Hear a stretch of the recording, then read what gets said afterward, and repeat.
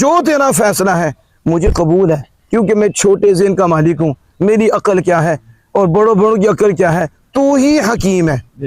اور حکیم کوئی فعل بھی ایسا نہیں کرتا جس میں حکمت نہ ہو، حکمت سے خالی نہیں ہوتا۔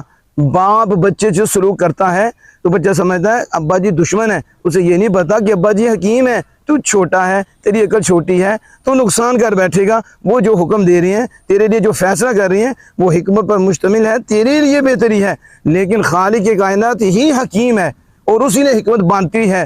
اس کا کوئی فیصلہ، کوئی فعل حکمت سے خالی نہیں۔ اس لیے حضرات محترم تکلیف آتی ہے، پریشانی آتی ہے تو اس کی طرف توجہ کرو، وجہ کیا بنی ہے، ریزن کیا بنا ہے، اور اس میں یہ نہیں کہ اللہ پہ بات کرو، گلے شکوے کرو، بلکہ یہ کہو یہ جو بھی ہوا اس میں حکمت ہے۔ ہمیں سمجھ میں آئے یا نہ آئے، ہم اللہ پہ راضی رہیں گے، اللہ کے فیصلے پہ راضی رہیں گے۔ ایک جملہ سنیں، کسی بزرگ نے بڑی خوبصورت بات کی کہ ٹینشن کیسی ہوتی ہے، یہ ٹینشنیں کیسی ہیں، یہ پریشانیاں کیسی ہیں۔ بڑا کمال جواب تھا۔ انہوں نے کہا کہ یہ ٹینشن کیا ہے، تو انہوں نے جواب دیا، انہوں نے کہا جو ایمان سے پرے ہوا۔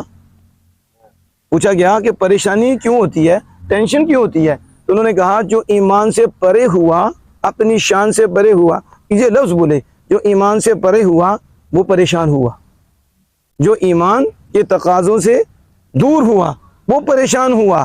ٹینشن ہم نے خود لی ہے کہ ہم ایمان کے تقاضوں پہ چلتے ہی نہیں، اللہ سے فرمایا ہم وہ کرتے ہی نہیں، تو جب نہیں کرتے تو اپنے پاؤں پہ کلاڑا تو وہ تمہارا نہیں ہے۔